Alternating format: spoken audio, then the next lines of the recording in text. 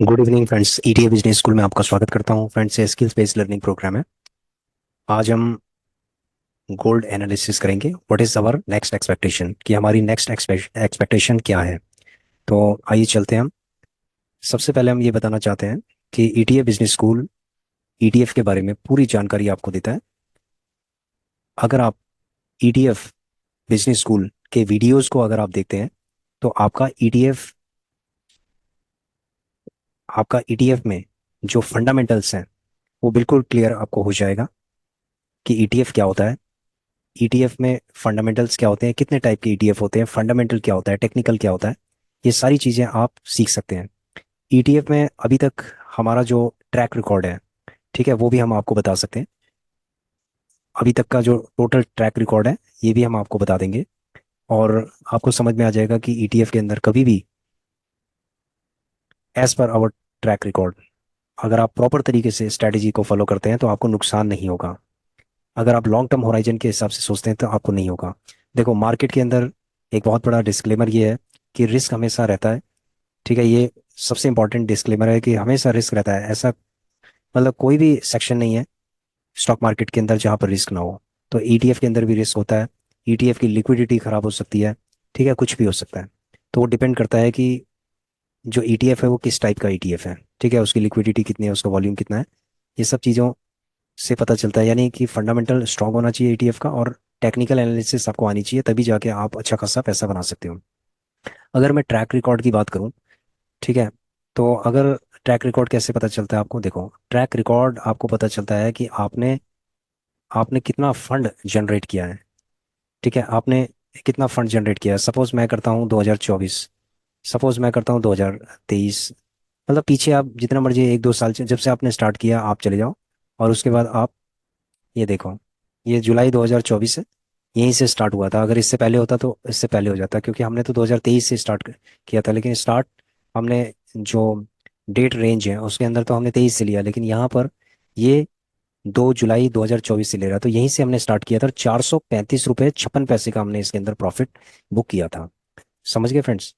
तो अगर हम इस पूरे ट्रैक रिकॉर्ड की बात करें तो हमने हमेशा इसको वेट किया है। ये देखिए, ये सारे यानी कि वेट किया है। ठीक है, हमने इसमें वेट किया, उसके बाद बुक किया, फिर वेट किया, फिर बुक किया। तो मतलब धीरे धीरे करके हम इसको एक्सपेरिमेंट करते गए। ठीक है, करते गए करते गए। उसके बाद फाइनली अभी हम सेम उसी मॉडल पे चल रहे हैं। तो आइए चलते हैं हम। देखिए फ्रेंड्स, यहाँ पर आप देखेंगे कि 2024 जुलाई, यानी कि ऑलमोस्ट ऑलमोस्ट 1 साल होने वाला है। यानी जुलाई, अगर हम जुलाई से अगर 2024 से करें तो अभी ये चल रहा है जून 2025, यानी कि ऑलमोस्ट 1 ईयर, यानी कि 1 साल पूरा। ठीक है, तो 1 साल में हमने किया है 1.62 लाख का। 1.62 लाख का हमने इसको बुक किया है। और इसके अंदर अगर आप देखेंगे तो जो चार्जेस है ना बहुत कम है, 4,000। इसको मैं 2,000 मान लेता हूँ, इसको मैं 5,000 मान लेता हूँ, चलो 7,000 रुपये। अगर हम आपने 1,62,000 का अगर बुक किया है, सॉरी 1,70,69,000 का आपने बुक किया, तो आप लगा लो कि इसमें से माइनस कर दोगे जो भी चार्जेस है, हमारे टैक्सेस हैं, और जो अदर क्रेडिट्स एंड डेबिट्स हैं, तो आपका 1,62,000 रुपये आता है। तो ये ट्रैक रिकॉर्ड आप देख रहे होंगे। और ये अनरियलाइज है, ये अभी लगा हुआ है। ठीक है, इसमें अभी ये जो ईटीएफ अभी नेगेटिव में चल रहे हैं उनका ये दिखा रहा है अभी करंट। यहाँ पर हम फोकस करते हैं तो 1.62 हो गया है। तो ये ट्रैक रिकॉर्ड 1 साल का है। 1 साल के अंदर 1.62 हो गया। ठीक है, ये चीज़ हम आपको इसलिए बताना चाहते हैं क्योंकि आपको पता होना चाहिए कि ईटीएफ के अंदर किस तरीके से काम करना चाहिए, कैसे काम करना चाहिए। इसके लिए आप हमारी वीडियोस देख सकते हैं। और अल्टीमेटली जो रिजल्ट होता है ना वो आपके सामने दिखाई दे रहा है, जो डेटा है वो आपके सामने दिखाई दे रहा है। ठीक है, कि ईटीएफ के अंदर 1 साल के अंदर कितना प्रॉफिट बन सकता है। जबकि हमने देखो, अगर हम आपको दिखाएं कि हमने कितना लिया है, ये आप देखेंगे सबसे पहला हमारा 435 रुपये था। फिर उसके बाद हमने 5,000 किया। तो कुछ जगहों पे ऐसा है कि जो कम भी है, देखो 700 रुपये का हमने बुकिंग किया, 1,280 का बुकिंग किया, 500 रुपये का बुकिंग किया, 813 रुपये का बुकिंग किया। ठीक है, 2,170 रुपये का बुकिंग किया, 90। इवन क्या है कि ये देखो यहाँ पर हमने सिर्फ 90 रुपये का भी बुकिंग किया हुआ है, 1,102 रुपये का बुकिंग किया हुआ है। तो ये समझ लो कि हमने थोड़ा थोड़ा करके हमने ये बुकिंग करते करते हमने पूरा 1.62 हमने बुक कर दिया। समझ रहे हो, ये है 1 साल का ट्रैक रिकॉर्ड। और आगे भी अब ये स्ट्रैटेजी सेम रहेगी, आगे चलता जाएगा। ठीक है, ये तो रहा एक डीमेट अकाउंट का। अब मैं दूसरे डीमेट अकाउंट पे चलता हूँ। यहाँ पर चलते हैं हम रिपोर्ट में। रिपोर्ट में रिपोर्ट में PNL के अंदर चलते हैं। अब यहाँ पर PNL के अंदर आप देख रहे होंगे, इसको भी हम शुरू से चलते हैं, चलो। मैं 23 से चलता हूँ, चलो। ठीक है, ये लो। अब आपने देखा होगा कि शुरू से लेकर अभी तक का जो ट्रैक रिकॉर्ड है वो क्या है, 68,758। यहाँ पर सिर्फ टैक्सेस एंड अदर चार्जेस सिर्फ 410 रुपये लगे हैं। आपने देख लिया होगा, 68,000। ठीक है, अभी तक का। तो यहाँ पर भी हमने आपको दिखाया, तो टोटल जो इसका बन रहा है अभी 1 साल का।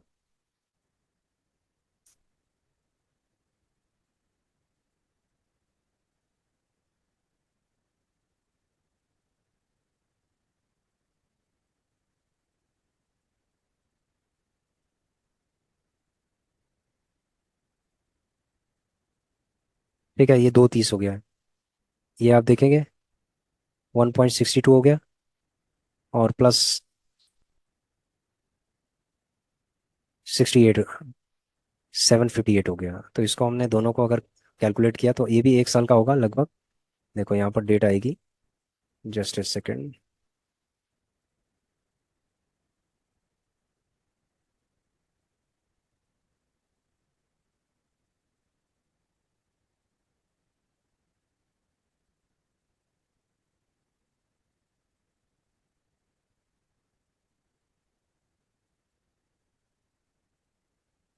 ये फ्रेंड्स लगभग 1 साल का ही है।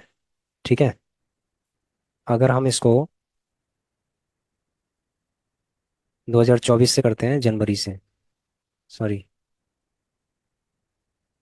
जून से कर लेते हैं, 1 जून से। ठीक है, फिर सबमिट करते हैं तो देखो ये सेम उतना ही आ रहा है, यानी कि 1 साल में उतना ही है। ठीक है, तो अब आपने देखा होगा कि 1 साल का जो ट्रैक रिकॉर्ड है वो कितना है, 230 आ रहा है।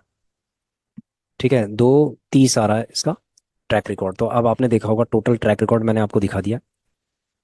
ठीक है, तो ETF के अंदर भी पैसा बनता है, ऐसा नहीं है कि ETF के अंदर पैसे नहीं बनता। बहुत सारे लोग ये कहते हैं कि ETF के अंदर सर पैसा नहीं बनता। ETF में अगर नीचे चला जाता है, यानी कि बेरिश मोड पे अगर चला जाता है तो उसके बाद उठता नहीं है। ये देखो, ये चीज़ें बिल्कुल गलत है। अगर आपकी स्ट्रेटजी काम कर रही है, आप प्रोसेस को फॉलो कर रहे हैं, तो मैं कहता हूँ कि ये आपका 1 साल के अंदर बिल्कुल बनेगा। जैसे हमारा 1 साल का हमने ट्रैक रिकॉर्ड आपको दिखाया, इतना था, 230 था।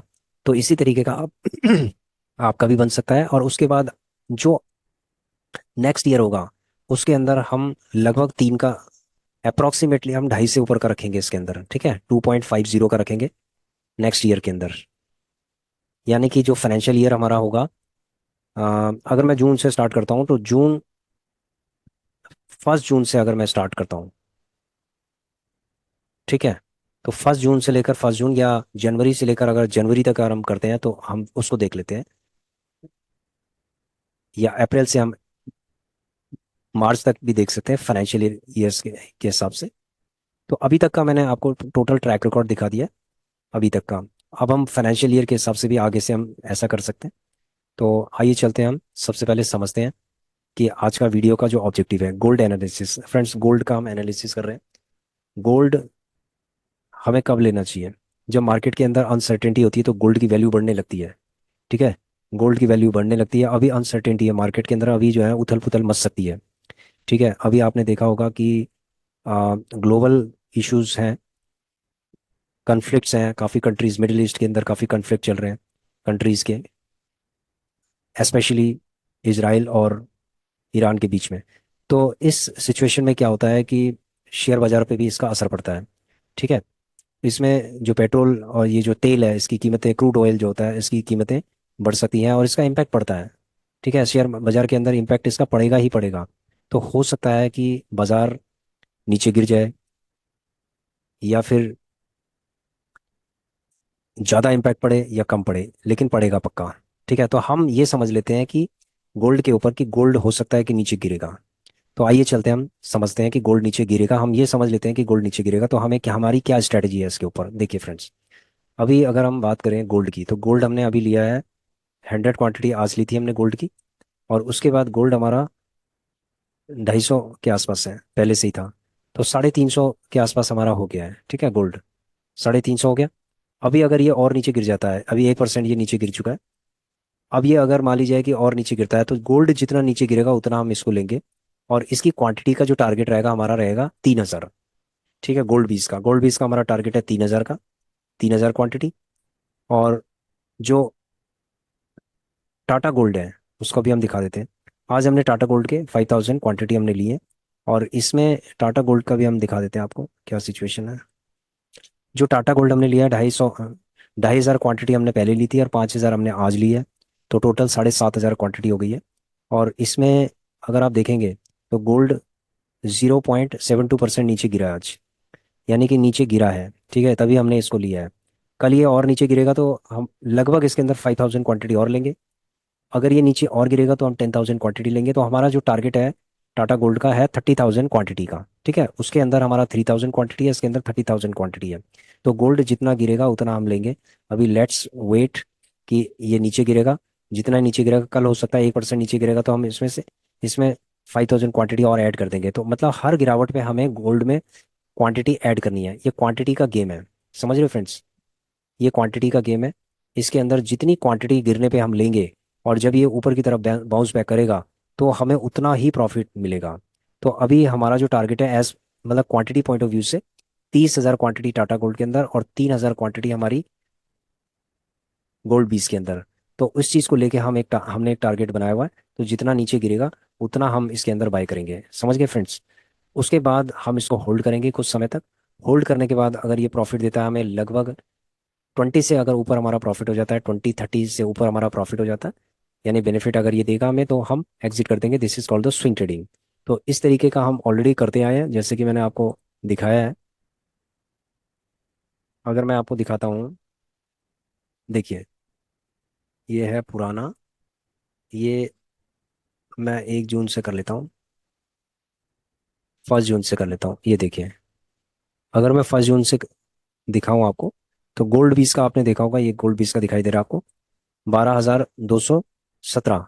ये हमने बुक किया था इसके अंदर। ठीक है, गोल्ड बीस के अंदर बस गोल्ड का ही दिखा रहे हैं आपको, बाकी नहीं दिखा रहे।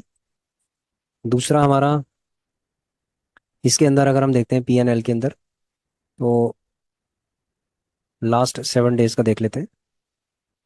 देखिए, लास्ट अगर हम 7 डेज का देखें, तो ये देखो, आपने देखा होगा यहाँ पर कि टाटा गोल्ड के अंदर हमने 8,900 बुक किया हुआ है। तो 8,900 हमने टाटा गोल्ड में किया है। और उसके बाद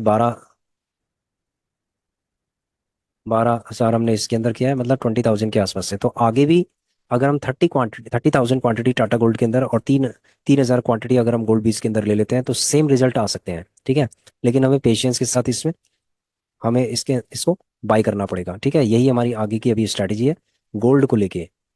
ठीक है, इसी तरीके से हम हमारी स्ट्रैटेजी सिल्वर को लेके भी है, और निफ्टी को लेकर भी है, और LT गिल्ड बीस को भी लेके भी है। तो आज हमने गोल्ड के बारे में बताया, कल हम सिल्वर के बारे में बताएंगे आपको। ठीक है फ्रेंड्स? तो ये NGSL के अंदर आता है। NGSL का मतलब है निफ्टी, गोल्ड, सिल्वर और LT गिल्ड बीस। ये जो 4 ETF है, ये ETF बहुत ही इंपॉर्टेंट ETF है, जो कि आपको हमेशा हमेशा हमेशा आपका कैश फ्लो को बना के रखेंगे। ठीक है, बाउंस बैक करेंगे, आप प्रॉफिट निकाल सकते हो। तो स्विंग ट्रेडिंग के लिए सबसे बेस्ट है ये 4।